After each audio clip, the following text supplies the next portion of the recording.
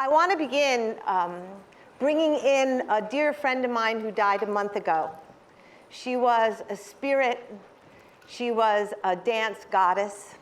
Her name is Gabrielle Roth. And I thought it was really important to begin tonight with Gabrielle because I can feel her spirit all around us. She understood rhythms and dance better than anyone I know.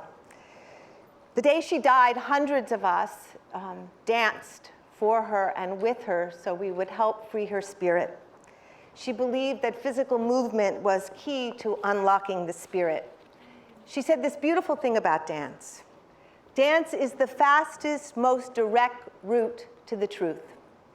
The question I ask myself and everyone else is, do you have the discipline to be a free spirit? Can we be free of all that binds and bends us into a shape of consciousness and has nothing to do with who we are from moment to moment, from breath to breath? Dance is the fastest, most direct route to the truth. Not some big truth that belongs to everybody, but the get down and personal kind, the what's happening in me right now kind of truth. We dance to reclaim our brilliant ability to disappear in something bigger, something safe, a space without a critic or a judge or an analyst.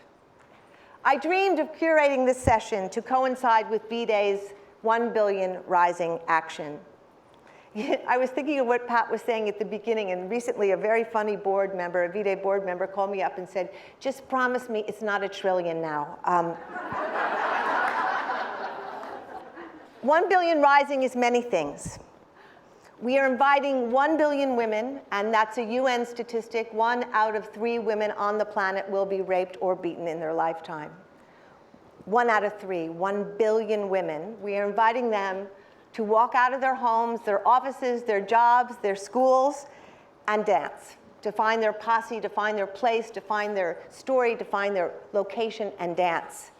1 billion rising is a vision of a world of women across boundaries, coming together, walking, speaking, dancing as one on the same day for the same thing, for the world to be a safe, cherishing, nurturing place where women can be their fully sexual, intellectual, spiritual, emotional selves without threat or terror, without intimidation or harassment.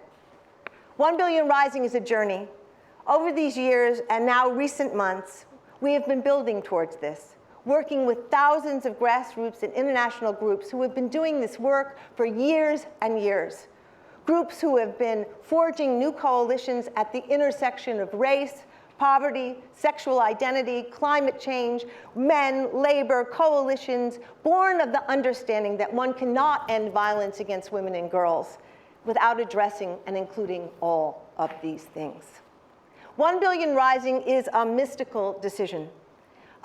Extraordinary Indian activist named Kamala Basin, who is organizing all of South Asia, and I swear to God she is, said that 1 billion rising is a feminist tsunami. I love that. An energetic rearrangement of our universal chemistry, the biggest volunteer action maybe ever of women across the planet, a seismic and collective remembering of who we are and a calling back of our authenticity, a world dance shaking up our original energy and wisdom. Already 170 countries have signed on. There's only 196, so we only have a few more to go. We have thousands of groups worldwide. Unions, almost every major union in the US has signed on, and unions in every country. Indigenous women, migrant workers, domestic workers, nurses, teachers, comedians, ministers, bishops. I saw a picture of bishops in the Philippines rising. Members of parliament, Robert Redford, Yoko Ono, guerrilla girls in the New York City and hip-hop groups in Joburg. Millions rising in South Asia and the Philippines, the US, Bangladesh, Pakistan, Iran, Europe, and Africa. I just finished the South American tour where I went to Mexico, Guatemala, and Peru. And I was with this extraordinary mayor, Susana, in Lima, in a square that she had organized for the purpose of 1 billion rising, where 10,000 people in Lima, Peru were chanting, Vagina. The world is rising, And we have no idea what can and will happen when 1 billion women and all the men who love them dance on this earth, on the floor of the Mother Earth on the same day. When 1 billion rise, I've been thinking a lot about the word rise. Rise, bread rises, the sun rises, heat rises, Jesus rose. To rise is to stand up, ascend, get higher, grow larger, become apparent, be built, appear in the sky, be resurrected, extend upward, intensify emotionally, grow louder and more intense, swell, rebel, or riot. Rise implies we were once here and we're coming back. That we will not remain unseen, that we will not be held back or down.